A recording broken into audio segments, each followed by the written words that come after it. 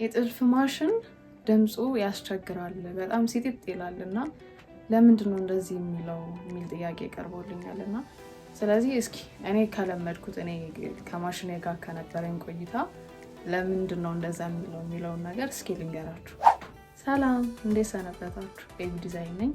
በዛሬው ቪዲዮ ደግሞ ማሳያችሁ የማሽን ድምፅ ብዙ ጊዜ ሲጥጥ የሚል ድምፅ ይሰጠናልና ለምንድን ነው እንደዛ የሚለውን እሱን ለመናገር ነው የመጣው ዛሬ። ስለዚህ በዚህ ቪዲዮ እንግዲህ በደንብ ትረዳላችሁ ብዬ ተስፋ አደርጋለሁ። መልካም ቆይታ። በዚህ ቪዲዮ እንግዲህ ምንድነው የምናደርገው? እስኪ ማሽናችን ድምፅ የሚሰጠን ብዙ ጊዜ የዘይት እጥረት ሲኖረው ነው። ስለዚህ ማሽናችንን በደንብ ዘይት መቀባት ይኖርብናል፣ በደንብ ማለት ነው።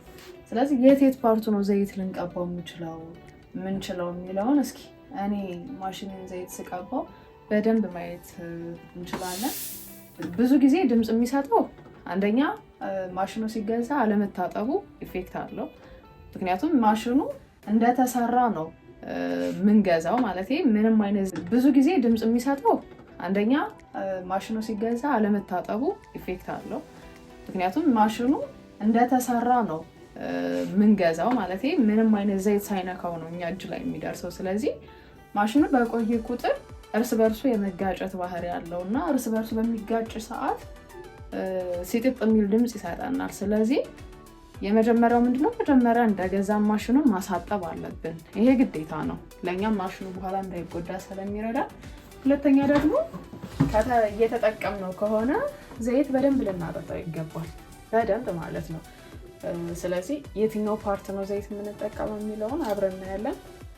እሺ፣ በመጀመሪያ ዘይት የምናጠጣው እንዴት ነው ወይም ደግሞ ዘይት በየትኛው ነው ልናደርግ የምንችለው የሚለውን እስኪ አንደኛ ሁለት አሉ ፊት ለፊት የሚታዩን ክፍተቶች። ስለዚህ በሁለቶቹ በመጀመሪያ እናደርጋለን። ይሄ ቶሎ ሙልት ስለሚል ትንሽ ቀስ እያለ ነው ወደታች የሚወስደውና ዘይቱ ቶሎ ነው በሁለት በሶስት ጠብታ ቶሎ ይሞላል። ይሄም እንደዚሁ ማለት ነው። በቃ እነዚህ እንደዚህ ካደረግን በኋላ እነዚህ ቶሎ ስለሚሞሉ ከዛ በኋላ እዚህ ፓርት ላይ ማለት ነው ይሄ ከዚህ ወደዚህ ካለ ማሽኑ ጋራ እንትን የሚላለ ለምሳሌ እዚህ ከታች እጃችን ኮንትሮል የምናደርግበት ቦታ ላይ ስናዘዋውረዋል አይደለ? ይሄ ከዚህኛው ፓርት ላይ ማለት ነው። በደንብ እየታያችሁ ከሆነ ውስጡ በሙሉ የሚንቀሳቀስበት ፓርት ነው ይሄ ማለት ነው። ስለዚህ እዚህ ፓርት ላይ በደንብ ዘይት ልናረግበት ይገባል። ምክንያቱም ይሄን የመሰለ ከውስጡ አለው። ስለዚህ ከዚህ ከራሱ ጋር እየተጋጨ ነው የሚሄደው ከሌላኛው ብረት ጋር ማለት ነው። ስለዚህ በደንብ ዘይት መጠጣት ይኖርበታል ይሄ ፓርት ማለት ነው። ይሄው ዘይት አደረኩበት፣ እንደዚህ እያደረኩ ለዛኛውን ፓርት እንዲደርሰው በቃ ይሄ ደርሶታል ማለት ነው። ከዛ ከስረኛውም እንደዚሁ ትንሽ ወደ ውስጥ እንዲያስገባው እርስ በራሱ ሲጋጭ ማለት ነው እንዳይሰበር በቃ ፊት ለፊቱ እዚህ ጋር ዘይት እናደርግበታለን። እንደዚህ መቀባትም እንችላለን። እዚህ ጋር ወደታች ወደ ላይ ሲል ይሄም ዘይት ካጠረው ሲጥጥ ሊል ስለሚችል ሁለተኛ ይሄንን ፓርት እንቀባለን። ሶስተኛ ደግሞ እንመጣለን በዚህ በኩል እዚህ ጋር አለ ብረቱ። ይሄኛው ብረት ደግሞ ከዚህ እጃችን ጋር እንደዚህ መርፌውን ወደ ላይ ወደ ታች የምናደርግበት ፓርት ነው።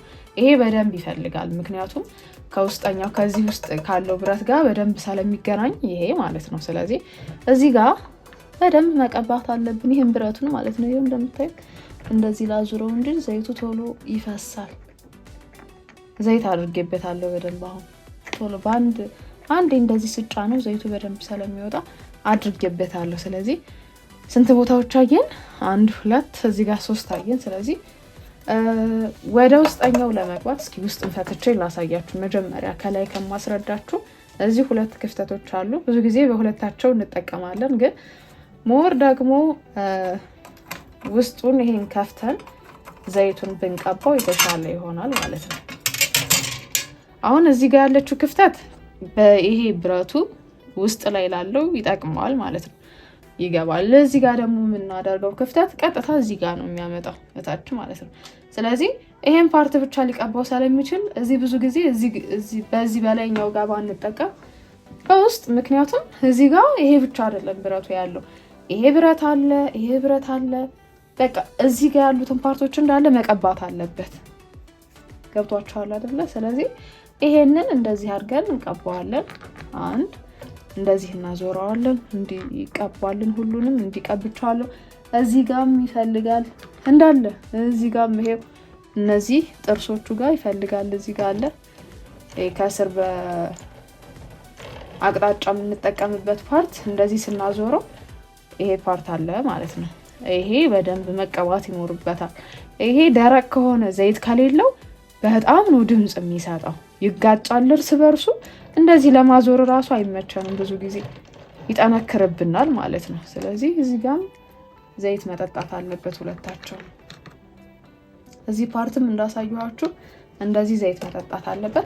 ከዛ ዘይት ስናጠጣ ደግሞ እንደዚህ እያዞርን መሆን አለበት። አቅጣጫ ከስር የምናዞርበት አለ አይደለ? ስለዚህ እሱን እንደዚህ እያዞርን ዘይት ብንቀባው፣ ምክንያቱም ሁሉንም ፓርት እንዲያዳርስልን ማለት ነው። ይሄ እና ደግሞ ይሄንን አሳይቻችኋለሁ። ይሄን መቀባት ነው። ከዚህ ጋር ይሄንን መቀባት ይሄ ነው። ከዛ በተጨማሪ ደግሞ የመርፌ የሚገባበት ይሄ አለ፣ ክፍተቱ ወደ ታች አለው፣ ሰፊው ክፍተት ጋር ማለት ነው። እሱንም ዘይት እንቀባዋለን። አንዳንድ ሰው ዘይት አይቀባውም፣ ግን ዘይት ቢቀባ የተሻለ ነው። ለምን ብትሉ ጥልፉን ደረቅ እንዳይሆን ያደርገዋል፣ ላላ ያደርገዋል ጥልፉን ማለት ነው። ስለዚህ ይሄንንም ከፍ አድርገን ክፍተቱን በክፍተቱ ዘይት መቀባት እንችላለን ማለት ነው። ስለዚህ የድምፅ የሚያወጣበት ዋነኛ ምክንያቱ ይሄ ነው ማለት ነው። እንግዲህ የማሽናችሁ ችግር አንደኛው አለመታጠቡ ነው። ሁለተኛው ደግሞ ዘይት በደንብ አለመቀባቱ ነው፣ ወይም ደግሞ ዘይት በደንብ አልጠጣም ማለት ነው ማሽኑ። ይሄንን ይመስላል እንግዲህ በዛሬው ቪዲዮ ያሳየኋችሁ።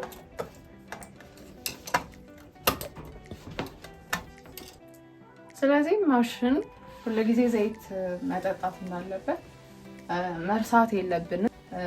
ድምፅ ሲያወጣ አንደኛ የዘይት እጥረት እንዳለበት፣ ሁለተኛ ደግሞ ውስጡ እንዳለ ይሄ ተፈታትቶ መታጠብ አለበት። ስለዚህ ማሳጠብ ይኖርብናል ማለት ነው። እንግዲህ ይህን ቪዲዮ ትወዱታላችሁ ብዬ ተስፋ አደርጋለሁ። በዛሬ የነበረን ቆይታ ይሄን ይመስላል። ለቀጣይ እስክንገናኝ ደግሞ መልካም ቆይታ